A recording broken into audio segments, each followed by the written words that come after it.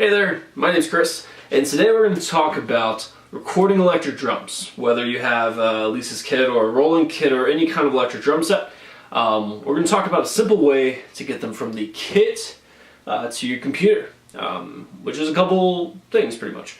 Not saying this is the only way, not saying this is the best way, just stating that this works out for me. Post drum covers, if you want to record just to see how you're playing. If you record for songs, if you want to record anything. And then we'll kind of talk about using recording softwares as well as drum sample softwares.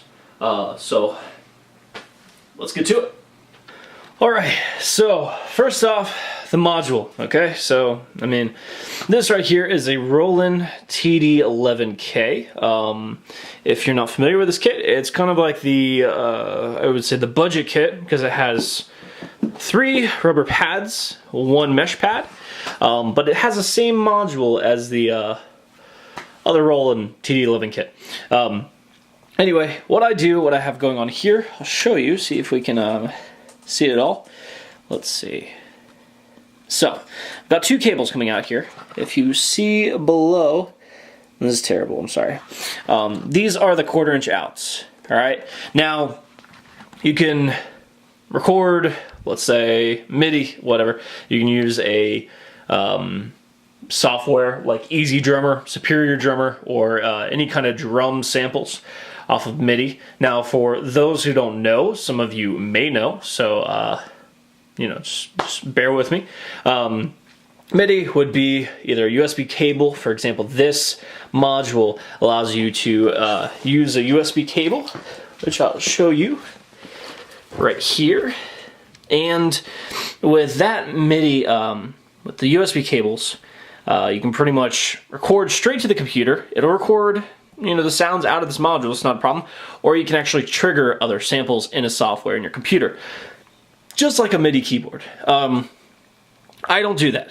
I just find that it's very simple for me to do a drum cover with the sounds right out of this module. Of course, I tweak them a bit and I make some kits. If you have a Roland TD11K, if you didn't know, you can actually share kits that you make on here, which you can do a whole lot on this.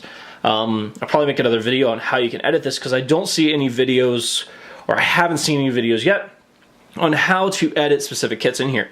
And already it's a very simple module to use, but I would kind of like to put a video out there just to show you on what you can do with a factory setting to an actual kit on this kit. So I run these 2 cables, okay? These go all through. I have them, you know, kind of wrapped around my kit. And then they go over to this interface. Now, let me get my drink aside. I have a Focusrite interface. I paid $100 for this, 99 bucks on Amazon. It's got 1 XLR input, 1 1/4 inch input. I have a 2-to-1 adapter. I'll unplug it for you, just so you can see. So, 1 1/4 inch, 2 female 1/4 inch. So the reason why I do this is if you say you got 1 output from your electric kit, well, you're either gonna have mono sound or you're just gonna have it on 1 speaker. If I'm speaking correctly, if I'm wrong, you can correct me, it's fine. But that's how I see it. So I put 2 into 1, so you get a stereo sound, since I don't have 2 inputs on this. Now, if you have an interface that has 2 1/4 inch inputs, power to you. You can take these 2 1/4 inch, put them in, you know, 2 into the interface, and then you're just gonna record 2 tracks. I use Logic Pro X. You could use GarageBand, you could use Pro Tools, you could use whatever recording software you want. It'll recognize this. Very simple. So, but I pretty much, that's all I have. I plug my Roland kit from your 1/4 inch here, all the way to, let's say, your interface right here. I don't use this XLR. The only thing I'm doing right now is recording the audio for this video on the XLR. So that's why you see this track right now. Now, we're going to go to the computer, and I'm going to show you what I do in the recording software.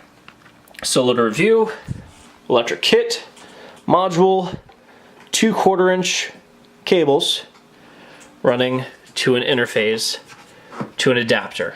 Very, very simple, very plain Jane, very basic. Probably, I mean, you could literally just do one cable, doesn't matter. But you probably get a better sound. I use both. And then I go into my software, which we'll do right now. All right, cool.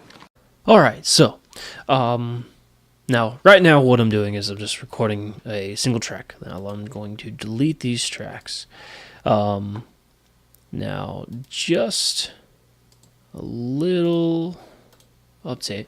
If you're new to Logic, or you don't have Logic, or say you do have Logic and you don't know how to use it, I would recommend looking up some Logic tutorials on YouTube. But anyway, this is my desktop. I usually go to Logic, right click. I have a track or a project already, let's say it's called Drum.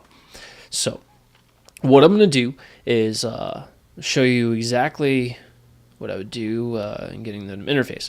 Now, pretty much anything in Logic, if you go to Logic Pro, you go to Preferences, go to Audio, and this is how you choose your interface. So once you plug your interface in via USB, Logic will recognize it, and you pretty much go to Input Device. For example, there's a Scarlett Solo by Focusrite, and then you select USB. So I'm using it for my output for sound and also my input for my mics. So I just make sure it's on here, and then I would go to Add a Track. Now, Add a Track, I'm going to do Audio, and this is a small interface. Like I said, it has an XLR input and has a 1/4" input, so I'm going to only use 2 inputs. And I would usually choose my 1/4", which is my input 2, and then I would press Create. That would bring up my second track right here. And then, so here, for example, input 2, I go press Create. All right, so then I would label this one drums. Okay, that's simple. Now, if you're looking for a way to record each drum separately, you'd have to do that through MIDI. But with this kit, I mean, you have your 2 outputs. It's going to record the whole kit under one track pretty much. And then this track, since this is my mic, I would add an additional one. So ignore this top track since it's just my mic. And I would do the second one, and I would just do input 1, and I would press Create. And so I have 2 tracks here.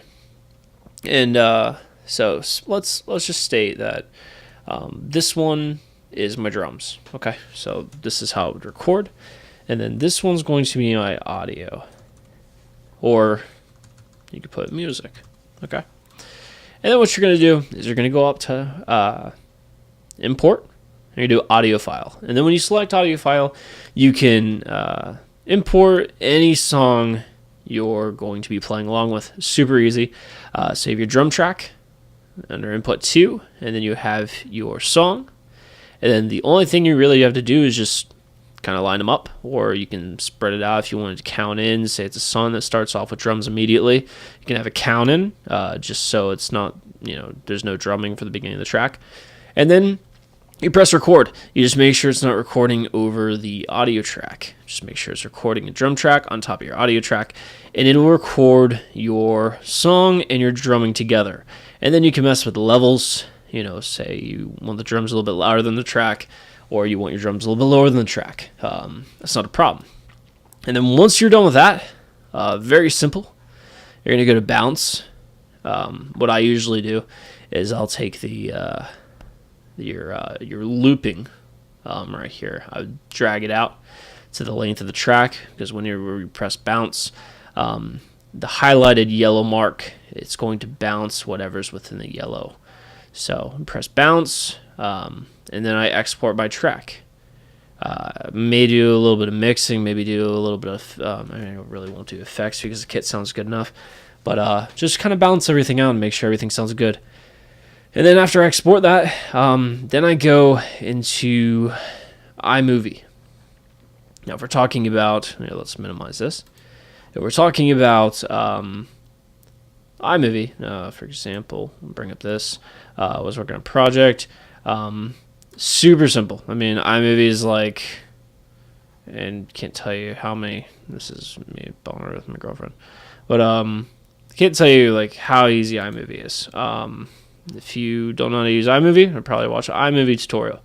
And then you can pretty much save, let's say once you export the audio file, you can export to your desktop, and then you can just import it from your desktop on iMovie. You sync up the track to your drumming if you record drumming, and then you pretty much make the movie. But that's pretty much it. That's as simple as it gets as far as recording electric drums onto here with an audio track. If you were going to record with other instruments, you would do the same exact thing, but instead of an audio track, you would add guitar, bass, keyboard, whatever not. So hopefully this was helpful to some of you.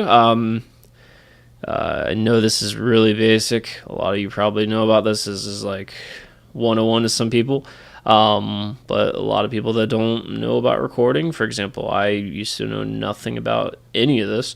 You just kind of have to find it out on YouTube watching videos like this. So tell me what you think in the comments below, and like it if you like it. If you don't like it, just exit out of the video, and have a great day. Thanks for watching, guys.